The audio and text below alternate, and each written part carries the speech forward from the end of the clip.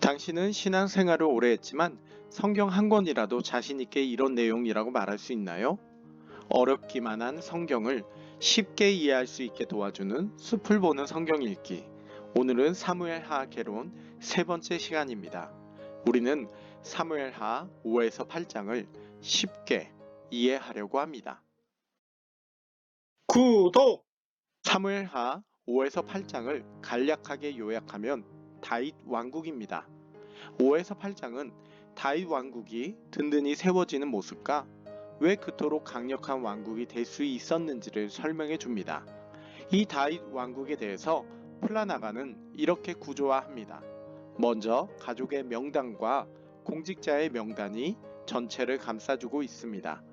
그리고 그 안을 전투 이야기가 감싸고 있지요. 마지막으로 가장 핵심이 되는 시 부분을 통해 다윗 왕국이 왜 성장했는지를 말합니다. 그러나 저는 이 구조를 조금은 바꾸고 싶습니다. 이렇게 말이죠. 우선 가장 바깥을 구성하는 부분을 살펴보겠습니다. A와 A-는 다윗 왕국에 소속된 이들의 명단을 보여줍니다. 그리고 이 명단은 든든하게 세워진 다윗 왕국을 전제로 이야기합니다. 시간 순서대로라면 아직 솔로몬은 태어나지 않았습니다. 하지만 본문의 가족의 명단을 통해서 솔로몬을 언급합니다. 이것은 다윗 왕국을 훗날 전체적인 관점으로 바라보는 시각임을 우리는 알 수 있습니다. 그리고 이러한 다윗 왕국은 어떤 곳이었을까? 그 성격을 공직자 명단이 말해줍니다. 바로 정의와 공의가 있는 왕국이었다는 것입니다. 이렇게 5에서 8장은 가장 바깥을 감싸고 있는 두 명단들 이야기를 통해서 다윗 왕국의 전체적인 모습을 이야기해 줍니다. 그 설명은 나중에 나무보기를 통해 더 자세히 말씀드리겠습니다. 지금은 5에서 8장의 숲 전체를 보는 시간이니까요. 다음으로 저자는 B와 B-를 통해 다윗 왕국이 성장하는 국가임을 말해줍니다. 그 성장의 예로 저자는 전쟁을 말합니다. 처음에는 방어를 위한 전쟁을 하는 곳이었다면 나중에는 힘이 있게 되어 영토의 확장을 위한 전쟁을 하는 곳이 되었다는 것입니다. 이렇게 다윗 왕국은 외형적으로도 성장하는 곳이었다. 성경은 말하는 것입니다. 그럼 이렇게 성장한 다윗 왕국의 비결이 무엇이냐? 이에 대해 핵심인 시와 시-는 말합니다. 바로 여호와의 은총으로 다윗 왕국이 성장했다는 것입니다. 이에 대해서는 법궤와 다윗 언약 두 에피소드가 이를 설명합니다. 이렇게 간략하게 5에서 8장의 본문 숲을 살펴보았습니다. 성경은 5에서 8장을 사용하여 다윗 왕국이 성장하는 곳이었으며 그 성장의 비결도 말해주고 있습니다. 그 성장의 비결이 궁금하신가요? 성경을 통해 그 해답을 얻고 싶으신가요? 그 자세한 설명을 필요로 하신다면 이제 숲 바깥이 아니라 숲 안으로 들어가 나무를 살펴봐야 하겠습니다. 우선 5장이라는 나무를 보겠습니다. 앞서 사무엘하 1에서 4장은 이스라엘의 왕자를 차지하려는 군웅할거의 모습이 있었습니다. 그리고 그 과정에서 어떻게 다윗이 왕자의 주인이 되었는지를 본문은 충실하게 설명해 줍니다. 이스라엘의 왕이 된 다윗. 그럼 이제 어떤 일이 펼쳐질까요? 5장은 이를 말해주고 있습니다. 5장은 크게 두 가지로 나누어 볼 수가 있습니다. 내부 문제의 해결과 외부 문제의 해결. 내부 문제의 해결은 드디어 이스라엘이 사울 왕 이후로 또다시 다윗을 중심으로 하는 하나의 왕국으로 재결성하게 되었다는 것. 그리고 예루살렘을 정복함으로 왕국의 수도가 만들어졌다는 것. 여기에 더 나아가 왕궁이 만들어졌다는 것까지 말해줍니다. 그렇게 내부가 탄탄히 결속이 되었다고 5장은 우리에게 말해줍니다. 외부의 문제는 이것입니다. 이렇게 탄탄해지는 다윗 왕국을 불안하게 느낀 블레셋이 다윗 왕국을 공격합니다. 그리고 이 공격을 다윗 왕국은 성공적으로 방어합니다. 그렇게 외부의 문제를 해결합니다. 이렇게 안과 밖으로 문제를 해결하며 다윗 왕국은 승승장구한다는 것을 5장은 말합니다. 그럼 어떻게 해서 내부와 외부의 문제를 해결할 수 있었을까요? 대체 그 비결이 무엇일까? 5장은 그 해답을 하나님이라고 말합니다.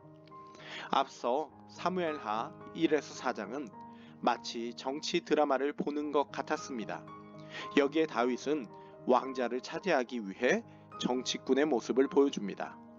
그러나 결국 다윗 왕국의 설립은 다윗이 정치를 잘해서가 아니라 하나님의 은총 때문이었다고 5장은 말해주는 것입니다. 그래서 본문은 내부의 문제가 해결되는데 하나님의 은혜가 있었음을 곳곳에서 말해줍니다. 외부의 문제도 마찬가지입니다.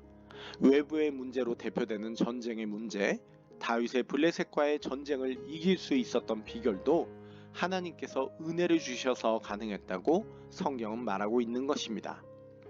앞서 우리는 5에서 8장의 숲을 보면서 다윗 왕국이 세워진 비결이 여호와의 은총이었고 이를 시와 시 다시가 말해준다고 봤습니다. 하지만 그건 전체적으로 볼 때 가장 핵심이 되는 부분이 그런 것이지 사무엘하 5에서 8장은 사실 전반적인 모든 부분에서 다윗 왕국의 성장이 여호와의 은총에서 비롯된다고 말하고 있습니다. 당연히 5장도 여기에 포함이 되는 거지요. 5장은 그런 의도로 기록이 되어 있습니다. 사무엘하 1에서 4장은 정치꾼 다윗의 이야기를 들려줍니다. 순진한 사람들은 이 부분에서 충격을 받습니다. 다윗이 천사일 것 같았는데 천사가 아니라는 사실에 실망할 수도 있습니다. 그런 다윗을 보여주는 사무엘하 1에서 4장.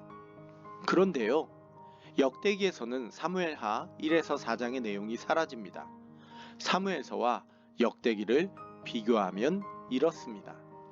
사무엘서는 다윗의 사울의 죽음을 사무엘상 31장에서 다루고 그의 죽음 이후 혼란스러운 전국 속 정치꾼 다윗의 이야기를 사무엘하 1에서 4장에서 다룹니다. 그리고 다윗의 주기를 5장에서 다룹니다. 그런데 역대기는 사울의 죽음 이후 바로 다윗의 즉위로 갑니다. 여기에는 사무엘하 1에서 4장의 이야기가 빠집니다. 왜 그럴까요? 강조점이 다릅니다. 역대기는 폐허가 된 왕국이 다시 한번 일어날 수 있는 방법에 대해 이야기를 합니다.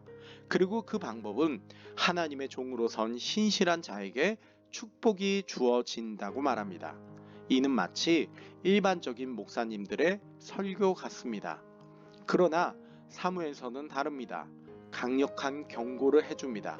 심지어 만인지상의 왕이라고 하더라도 하나님의 은혜가 없으면 소용이 없다는 것을 보여줍니다. 기회주의적인 왕위 찬탈자로서 아둥바둥 한다고 해서 왕위를 얻을 수 있는 게 아니라는 겁니다. 쓸데없는 짓이라는 거죠. 우리가 살 수 있는 길은 결국 자신의 능력이나 인간적인 지혜가 아니라고 말하는 것입니다.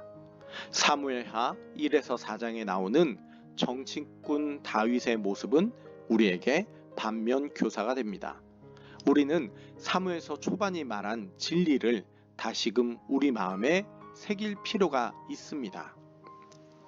여호와는 죽이기도 하시고 살리기도 하시며 스올에 내리게도 하시고 거기에서 올리기도 하시는도다. 여호와는 가난하게도 하시고 부하게도 하시며 낮추기도 하시고 높이기도 하시는도다. 우리를 높이는 길은 정치꾼 다윗의 모습에 달려있는 것이 아니라 오직 하나님께 달려있다. 이것이 사무엘하 5장이 우리에게 주는 중요한 메시지인 것입니다. 이렇게 5장을 살펴봤습니다. 그러나 사무엘하 개론 세 번째 시간은 아직 안 끝났습니다. 분량상 일단 마무리를 짓습니다. 다음 영상에서 5장과 연관이 되는 8장의 이야기를 계속 이어가겠습니다. 여러분, 구독과 좋아요는 영상을 만드는 제게 힘이 됩니다. 감사합니다.